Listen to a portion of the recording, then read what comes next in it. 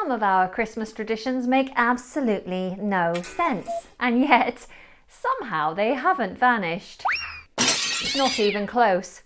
We have traditions where adults wear paper crowns all day, where people set fire to their desserts on purpose, and wait until you hear about the one that involves hiding actual coins in a pudding. Yes, real coins that you could easily choke on. We'll get to that in a moment. There's also a modern tradition, newer, stranger, and definitely more mischievous, that has taken over British family homes in the last decade. I'll reveal that one at the end. Hello everyone, Anna here, and today we're exploring some wonderfully weird British Christmas traditions that have survived for decades, some even for centuries. And as always, I'm here to help you to improve your English. So if you'd like to get a copy of my free vocabulary pack with all the keywords from today's lesson, then I'll share the link in the description. So let's begin with something you simply cannot avoid on Christmas Day. Christmas crackers. These colourful paper tubes are designed to be pulled. You'll traditionally find them on the dinner table, and you pick up your cracker and ask somebody to pull it with you. You each take a side and you pull hard, and when it rips apart, you'll hear a loud bang. Now, whoever wins the central part of the cracker gets the goods, the things that are inside. That will be a joke, usually a terrible one, a tiny toy or trinket, and of course the paper crown. In some households, wearing that crown is absolutely mandatory. Even the most serious uncle, the one who refuses to smile in photos, will sit there with a neon pink crown slowly sliding down his forehead. Tradition is tradition. Now, picture this. The lights are dimmed. The family gathers round and someone brings out the Christmas pudding. It's dark, heavy, fruity, and soaked in alcohol for weeks prior. And the grand finale?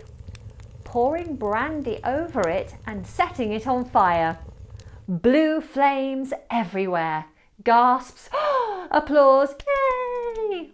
A brief moment when you think, this is probably not something recommended by the fire brigade, but okay. And here's the part that always fascinates and horrifies me. Historically, families hid a coin inside the pudding. My mum hid several. Whoever finds that coin is destined for good luck in the coming year. It's a sweet idea until you remember that it's a real coin. A coin that has lived in pockets and purses, cash registers, sweaty palms, and then it gets shoved into a dessert. I don't care how well you've cleaned it. It's disgusting.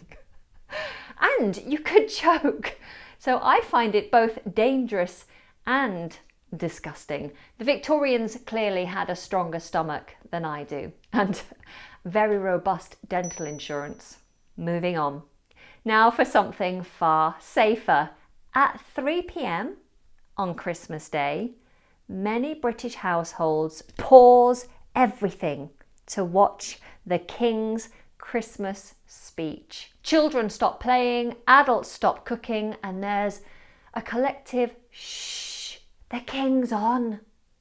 It's calm, reflective, and a rare moment of national stillness. On the complete opposite end of the spectrum, we have pantomime, or panto.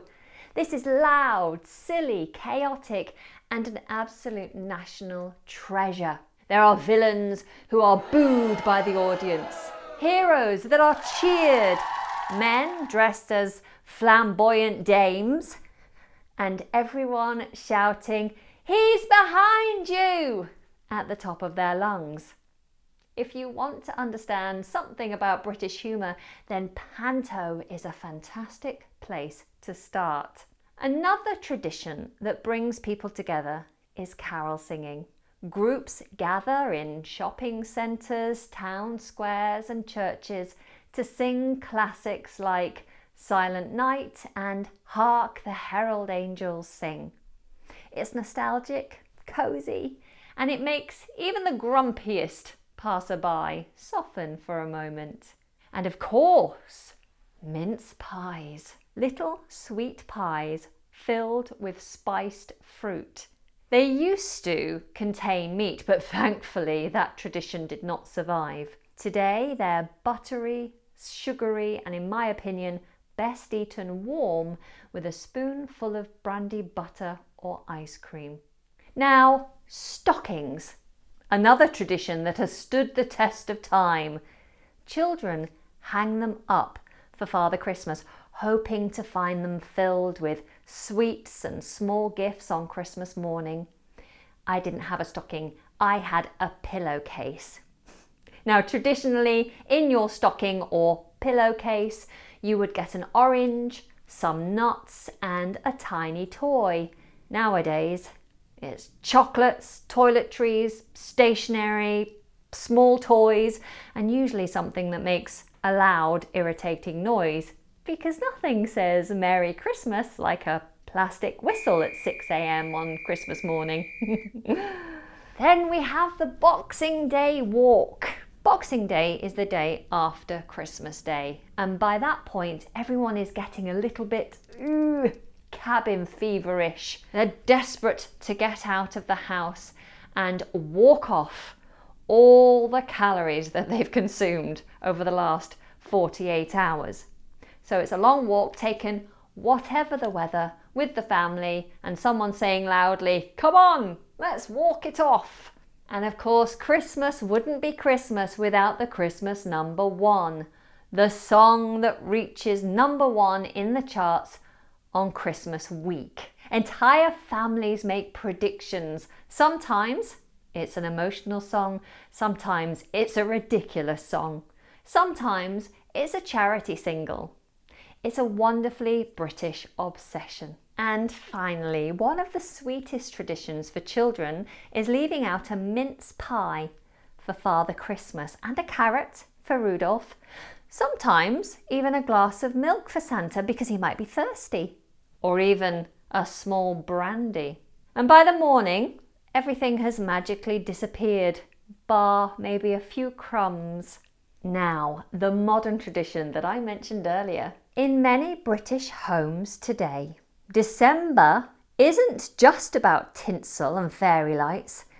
It's about the arrival of the naughty or cheeky elves. These little characters appear in different places around the house each morning, sometimes behaving themselves, but often causing mischief and always giving children something to giggle about when they wake up. For many families, the elves have become a playful countdown to Christmas Day, a kind of festive mystery that builds excitement all month long. So, from flaming puddings to paper crowns, from royal speeches to cheeky elves, British Christmas traditions are a charming blend of history, humour, and just the right amount of chaos.